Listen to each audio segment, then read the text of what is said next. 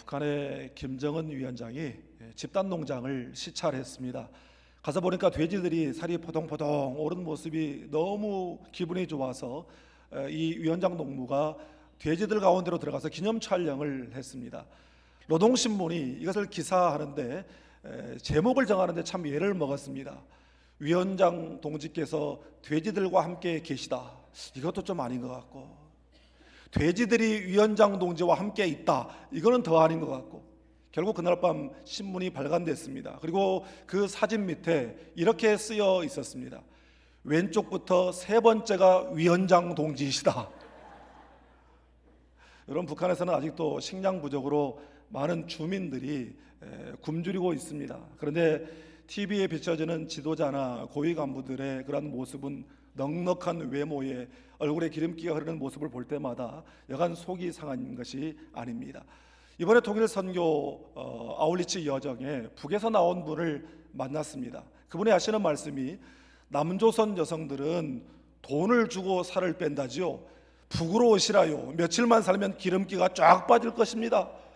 실제로 그분이 하시는 말씀이, 남조선에서는 살 빠지는 약을 사 먹지만 북조선에서는 살 찌는 약을 사 먹는다고 합니다.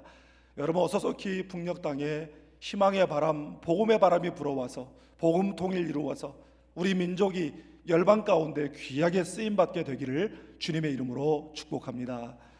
오늘 본문은 희망 없는 북녘 땅과 다름없는, 정말 희망 없는 땅 베데스다 연못이라고 하는 장소가 등장합니다.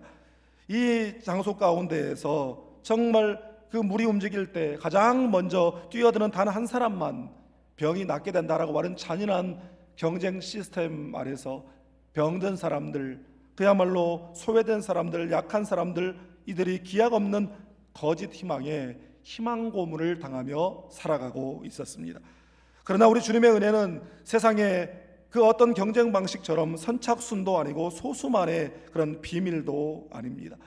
스스로 연못에 뛰어들 힘조차 없어 38년 동안이나 그 연못가에 들어누워 있던 그 병자에게 절망의 인생의 한복판으로 예수님께서 걸어 들어가셨습니다. 그리고 그에게 네가 낫고자 하느냐 물으셨습니다. 절대 절망의 인생 가운데 절대 희망이 개입하신 것입니다.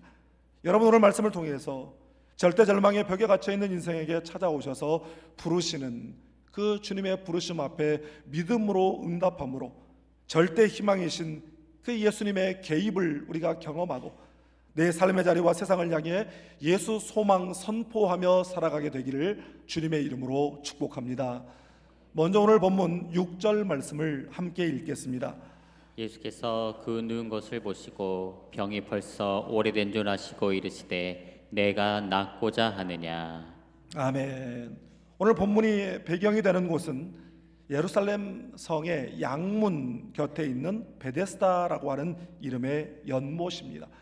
느헤미야 3장 말씀을 보면 느헤미야가 포로 귀환을 주도하여 예루살렘으로 돌아와서 성벽을 재건합니다. 성벽 재건 공사에서 가장 먼저 한 일은 이제 부서지고 다 떨어져 나간 성문을 중수하는 일이었습니다.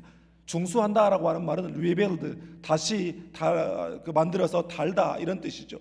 그런데 그 문들이 10개가 등장하는데 그 10개의 문들 가운데 가장 먼저 등장하는 문, 가장 먼저 재건한 문이 바로 양문입니다. 이 문은 하나님께 번제 드릴 때 사용할 희생제물인 어린 양을 끌고 성 안으로 들어가는 문입니다. 바로 이 문은 어린 양을 통한 속죄와 구원을 상징하는 문이죠. 그리고 그 문 안으로 들어가면 베데스다라고 하는 연못이 그 안에 있었습니다.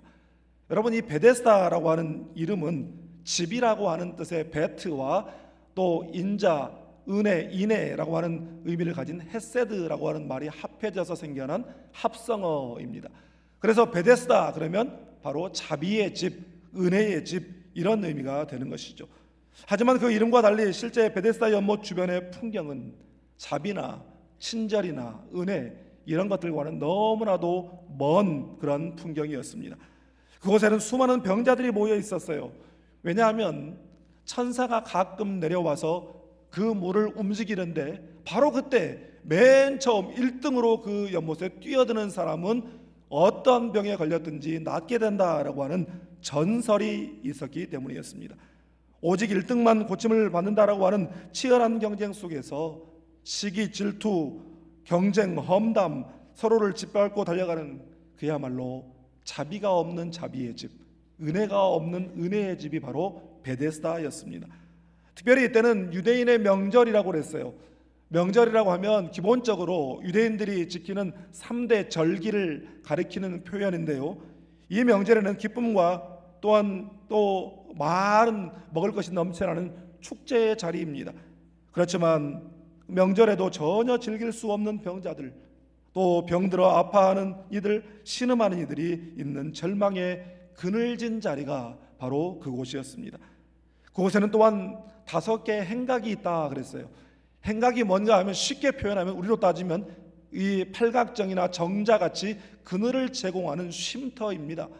여러분, 성 안에 연못이 있고 그 연못을 중심으로 그 주위에 정자나 팔각정이 5개나 있었다라고 하는 것은 규모가 상당했다라고 하는 이야기이고 또 화려한 곳이었다라고 하는 이야기입니다. 본문 1절 2절을 묵상하면서 오늘날 교회가 베데스다와 같은 곳이 되고 있지는 않나 하는 생각이 들었습니다. 지역사회에서 나름대로 규모를 자랑하고 또 건물과 시설 등 보여지는 모습은 그럴싸한데 병든 이들, 가난한 이들, 아파하는 이들, 인생의 깊은 상처를 안고 살아가는 이들에게 이름은 자비의 집이지만 정작 자비가 없는 곳, 사랑이 없는 곳, 그래서 능력도 없는 곳, 그런 이름뿐인 교회는 아닌가? 승리자만, 성공자만, 1등만, 최고만 기억하는 곳은 아닌가? 여러분, 우리 교회가 절대로 그런 곳이 되지 않기를 주님의 이름으로 축복합니다. 그 자비 없는 자비의 집, 은혜 없는 은혜의 집에 은혜의 본체이시고 절대 희망이신 예수님께서 찾아가셨습니다. 여러분 아시다시피 예수님께서 사시는 곳, 예수님의 주요 활동 무대는 갈릴리 나사렛이라고 하는 곳이었습니다. 그런데 유대인의 명절, 바로 그 절기를 지키기 위해서 예루살렘에 오신 것이죠. 예수님이 사시는 나사렛에서 예루살렘까지는 약 150km 정도 되는 거리였습니다. 그래서 그 당시 사람들은 대부분 걸어 다녔어요. 또 조금 돈이 있는 사람들은 나귀를 타고 다녔지만 나귀를 탄다고 해서 대단히 시간이 단축되거나 그러지 않았습니다. 그래서 아마도 이 나사렛에서 예루살렘까지 한 일주일 정도는 소요되지 않았을까 싶습니다. 아무 때나 오는 게 아니에요. 특별히 명절을 맞이해서 예수님께서 서울인 그 예루살렘에 가셨으니 얼마나 볼 일도 많으시고 만나야 될 사람들도 많았겠습니까? 그런데 예수님께서 가장 먼저 찾아가신 곳은 병든 사람들, 아파하는 사람들, 소외된 사람들, 눈물 흘리는 사람들이 있는 곳이었습니다. 그것이 예수님의 마음이었고 예수님의 관심이었고 또한 예수님이 이 땅에 오신 목적이었기 때문입니다. 여러분, 우리의 발걸음이 예수님 같기를 축복합니다. 교회가 하는 일, 교회의 사역들이 교회의 머리 대신 예수님과 같게 되기를 주님의 이름으로 축복합니다. 거기서 예수님께서 38년 된 병자에게 물으셨습니다. 내가 낫고자 하느냐? 저는 오늘 이 본문에 예수님의 말씀, 내가 낫고자 하느냐, 이 말씀을 대할 때마다 벌써 눈시울이 뜨거워지기 시작합니다. 제가 미국에서 이민 목회할 때 첫 목회지에서 너무나 많은 상처를 안고 수도원에 들어갔습니다. 거기서 이제 깊은 기도로 들어가기 위해서 임재 묵상 기도를 하기 위해서 하나님의 말씀을 읽기 위해 성경을 펼쳤는데 바로 오늘 본문이었습니다. 영적 상상과 영적 환상 가운데 제가 그 장면 가운데로 들어갔어요. 저는 저 멀찍이 행각 뒤에 숨어서 이 장면이 어떻게 펼쳐지는가를 생생히 보고 싶은 마음이 있었습니다. 각본대로 예수님께서 그 자리에 나타나셨어요. 그리고 예수님께서 물으시죠. 네가 낫고자 하느냐? 그런데 좀 이상한 것이 있었습니다. 예수님께서 바라보시는 방향이 38년 된 병자를 바라보시는 것이 아니라 행각 뒤에 숨어있는 저 있는 쪽을 바라보시며 말씀하셨어요. 제가 그때 속으로 그렇게 말했습니다. 주님, 오늘 고침받아야 될 사람은 이쪽이 아니라 저쪽입니다. 예수님 또 물으시는 거예요. 네가 낫고자 하느냐? 저도 모르게 제가 이렇게 대답했습니다. 주님, 혹시 저에게 물으십니까? 오늘 주님이 고치셔야 할 주인공은 저기 드러누워 있는 38년 된 병자입니다. 왜 자꾸 저한테 그러십니까? 주님이 말씀하셔요. 아니, 고 목사 너에게 묻는 거야. 네가 낫고자 하느냐? 그 순간 주님의 눈과 제 눈이 마주쳤어요. 그 긍휼이 흘러넘치는 주님의 눈과 마주쳤을 때에 제 속에 깊이 눌러두었던, 숨겨두었던 상처와 아픔과 억울함과 절망감과 그런 모든 감정들이 일순간에 올라왔어요. 주님 앞에서 두 다리를 뻗고 엉엉 울어버리고 말았습니다. 네가 낫고자 하느냐? 여러분, 이 말은 네가 병들었다는 사실을, 네가 치유받아야 된다는 사실을 네가 인정하느냐? 낫고자 하는 간절함이 있느냐? 지금 네가 나에게 들고 나온 그 기도에 대한 처절함이 있느냐? 필사적인 것이냐? 그것을 묻고 계시는 것입니다. 네가 낫고자 하느냐? 내가 오늘 너를 고쳐주리라. 주님의 말씀인 줄 믿습니다. 주님은 오늘 이 순간에도 우리 각 사람에게 찾아오셔서 물으십니다. 네가 낫고자 하느냐? 시편 62편 5절에서 다윗은 이렇게 선포합니다. 우리 이 말씀 함께 읽겠습니다. 나의 영혼아 잠잠히 하나님만 바라라. 물은 나의 소망이 그로부터 나오는도다. 아멘. 사랑하는 여러분, 인생의 절망의 한숨을 거두고 세상의 희망 고문이 아니라 기도로 나아가서 진정으로 나를 치유하시고 회복시키실 산 소망 되신 주님 붙들며 살아가는 우리 모두가 될 수 있기를 주님의 이름으로 축복합니다. 다음으로 본문 8절 9절을 함께 읽겠습니다. 예수께서 이르시되 일어나 내 자리를 들고 걸어가라 하시니 그 사람이 곧 나아서 자리를 들고 걸어가니라. 아멘. 예수님께서는 네가 낫고자 하느냐 물으시는데, 이 병자는 자신의 삶을, 자신의 형편을 비관하며 예수님의 물음과는 전혀 초점이 다른 엉뚱한 대답을 하고 있을 때에 예수님께서 그에게 단호하고도 권세 있는 말씀을 선포하십니다. 일어나 내 자리를 들고 걸어가라. 그리고 그 말씀이 선포되는 순간 기적이 일어납니다. 38년 동안 혼자서는 아무것도 할 수 없던 사람이 주님의 말씀이 선포될 때에 그 사람이 곧 나아서 자리를 들고 걸어가니라. 할렐루야. 여러분, 주님이 말씀하시면 복잡한 수단과 방법이 필요치 않는 것입니다. 그 주님의 권세 있는 말씀이 선포될 때에 수십 년 묶여있던 문제가 단숨에 해결되는 역사가 일어나게 된 줄 믿습니다. 내 자리를 들고 걸어가라. 여러분, 이 말씀에는 대단히 깊은 영적인 의미가 담겨 있어요. 자리라고 하는 것은 깔개, 매트, 또 어떤 번역을 보니까 침낭 이렇게 번역을 했더라고요. 이것은 이 병자가 지난 38년 동안 깔아뭉개고 드러누워 있었던 세상의 의지처요, 또한 운명과 탄식의 자리였습니다. 주님은 이제 거짓된 희망 고문에 얽매여 있던 그 절망의 자리를 치워버려라, 내던져버려라, 그렇게 명령하고 계시는 것입니다. 놀라운 것은 병자의 반응이었습니다. 나는 38년 동안 한 번도 일어나 본 적이 없는데요, 그렇게 반문하거나 주저하지 않았습니다. 주님의 말씀이 선포될 때에 그는 자신의 모든 생각을 내려놓고 즉각적으로 순종하여 일어났습니다. 바로 그때에 38년 동안 그를 묶고 있던 질병의 사슬이 끊어지게 된 줄 믿습니다. 여러분, 성경 역사에서 기적은 하나님의 말씀 앞에 믿음으로 화답하는 사람, 계산하지 않고 하나님의 말씀에 순종하는 사람 앞에 기적의 은혜가 일어나게 된 줄 믿습니다. 이번에 통일선교 아울리치를 다녀오면서 하나님의 참 놀라운 그 예비하심과 인도하심과 또 부어주시는 은혜들을 24명의 단원들이 하나같이 그렇게 체험하고 깨닫고 고백했습니다. 그런데 참여한 단원 중에 한 분이 그런 이야기를 하더라고요. 자기는 MBTI 유형 중에 I이고 혈액형까지 A형인데, 여러분, 이 말이 무슨 말이냐면 자기의 성격이 굉장히 내성적이고 소심한 사람이다, 이런 뜻이에요. 그래서 자기의 평소에 철학이 있답니다. 그게 뭐냐면 바깥은 위험하다, 이런 철학이 있대요.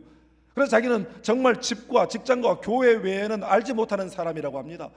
그런데 어느 날 교회에서 선교 모집 광고를 하는데 순종해야 되겠다라고 하는 마음이 들더래요.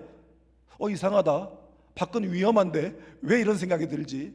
그런데 자꾸 기도하면 할수록 순종하라는 그런 그 울림이 오는 거예요.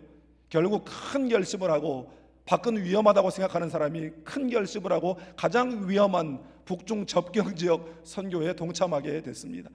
동참했는데 정말 생각하지도 못해도 놀라운 하나님의 은혜들을 체험하고, 이분이 하는 말씀이 전혀 새로운 세계를 경험하게 됐다라고 하는 것이었습니다. 여러분, 하나님의 말씀에 순종하면 우리가 알지 못하는 은혜를 예비해 놓고 계시는 줄 믿습니다. 우리가 이전에 경험해 보지 못했던 새로운 세계를 우리가 경험하게 될 줄 믿습니다.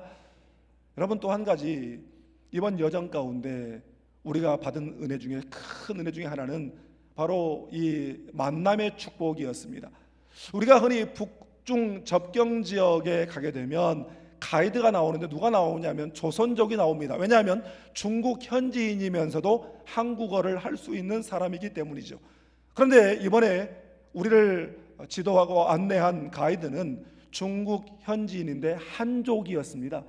그런데 한족이 어떻게 그렇게 한국말을 잘하는가 했더니, 그 부모가요 중국인인데 평양에 사업을 하기 위해서 평양으로 넘어갔어요. 그래서 이분이 거기서 태어났어요. 거기서 태어나고 자라고 공부하고 대학까지 나와서 치기공사로 살고 있었는데, 어떤 일로 인해서 30살이 되었을 때 온 가족이 다시 중국으로 돌아와서 살게 되었습니다. 이분은 치기공사기 때문에 그 기술 가지고 중국에서 살아도 얼마든지 잘 먹고 잘 살 수 있는 사람이에요. 그런데 이분이 하시는 말씀이, 나는 중국인이지만 내 태를 묻은 내 고향이 북한인데 내 고향 사람들이 너무나 어렵게 살아가는 그 모습을 바라보면서 나 혼자 잘 먹고 잘 살 수가 없더랍니다. 그래서 우리 교회와 통일 선교를 협력하는 단체에 중국 단동에 있는 현지 법인의 직원으로 일하면서 통일 선교 사역을 감당하고 있다는 그런 이야기였습니다. 이분이 한 말 중에 참 은혜가 되고 도전이 되고 제 가슴을 울린 말이 있었습니다.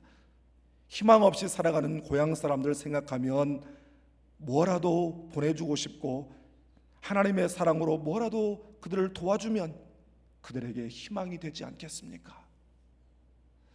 저는 2, 3주 전에 우연히 한 드라마 쇼츠 영상을 보게 됐습니다. 이것은 조선시대를 배경으로 하는 사극이었어요. 여종이 자기 주인에게 겁탈을 당했습니다.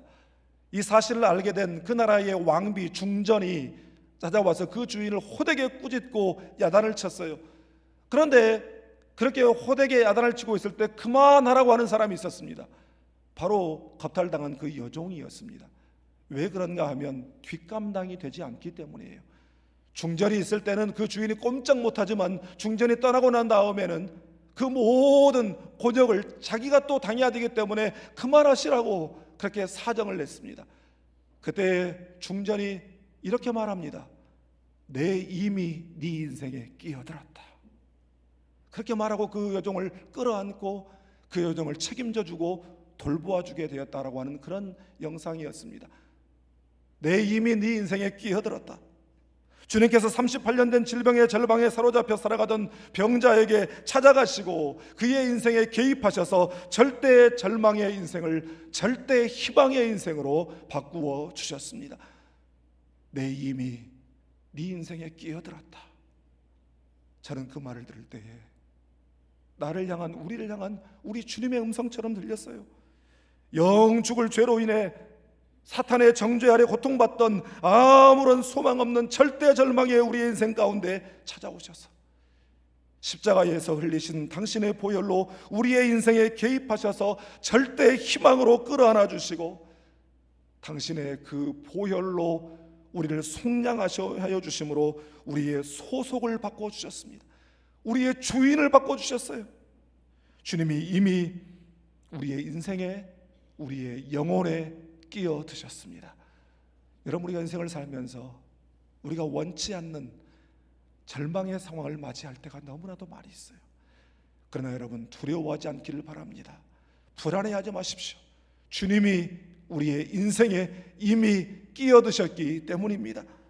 여러분, 무슨 말씀을 주시든지 내 자리를 들고 일어나 걸어가라, 이 말씀에 순종함으로 가정과 삶의 자리에 예수 소망 선포하며 살아가는 우리 모두가 다 될 수 있기를 주님의 이름으로 축복합니다. 기도하겠습니다. 사랑하는 여러분, 내 이미 네 인생에 끼어들었다. 절대 절망의 한복판에 절대 희망으로 찾아오신 주님의 개입의 선포로 여러분의 영혼에 들려지기를 바랍니다.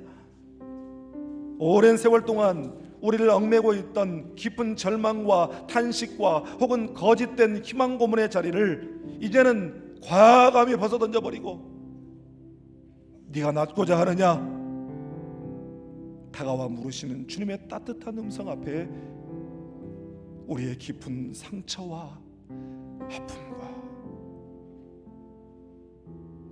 눈물과 삶의 무거운 짐들을 다 그 앞에 내려놓을 수 있기를 바랍니다. 혹시나 해봤지만 언제나 역시나 실망감을 안겨주기만 했던 세상의 헛된 희망 고문이 주던 그 한숨을 거두고 나를 치유하고 내 가정을 치유하고 회복시키실 산소망 되신 주님께 믿음으로 순종하게 해 주시옵소서. 그래서 주님이 내 인생에, 내 가정에, 내 삶의 자리에 희망으로 개입하시는 것을 경험하게 해 주시옵소서. 그리고 내 가정을 향해, 내 삶을 향해 예수 소망을 선포하는 능력 있는 삶을 살아가게 하여 주시옵소서. 오늘 주신 말씀을 생각하며 우리의 입술을 열어 하나님 앞에 함께 기도하겠습니다. 사랑의 아버지 하나님, 감사합니다. 오늘 주신 귀한 말씀 앞에서 아버지 하나님, 우리 자신을 돌아보게 하시고 우리 공동체를 돌아보게 하시니 아버지 하나님 감사합니다. 아버지 하나님, 우리는 이 땅을 살면서 거짓된 희망에 기대를 걸면서 희망 고문을 당하며 너무나도 힘겹게 이 세상을 살아왔습니다. 하나님, 그러나 내 자리를 들고 일어나 걸어가라 주님 말씀하십니다. 아버지 하나님, 우리가 붙들고 있었던 그 거짓된 희망 고문의 자리를 다 내려버리게 하시고 참된 산소망 대신 주님 붙들고 일어나게 하여 주시옵소서. 아버지 하나님, 또한 우리에게 무슨 말씀을 주시든지 그 말씀에 순종함으로 말미암아 우리를 위하여 예배해 놓으신 기적같은 은혜를 체험하게 하여 주시고 우리의 절망의 자리에 절대 희망으로 개입해 들어오시는 주님을 경험하게 하여 주시고 아버지 하나님, 내 가정과 삶의 자리에 예수 소망 선포하며 살아가는 우리 모두가 될 수 있도록 은혜를 베풀어 주시옵소서. 하나님, 함께하여 주시옵소서. 아버지 하나님, 우리가 정말 우리 금당나무교회의 공동체가 정말 진정으로 은혜의 집이 되게 하시고 자비의 집이 되게 하시고 사랑의 집이 되게 하시고 치유의 집이 되게 하여 주시옵소서. 주님 역사하시는 축복의 공동체, 능력의 공동체 되게 하여 주시옵소서. 감사드리며 예수님의 이름으로 축복하며 기도드립니다. 아멘.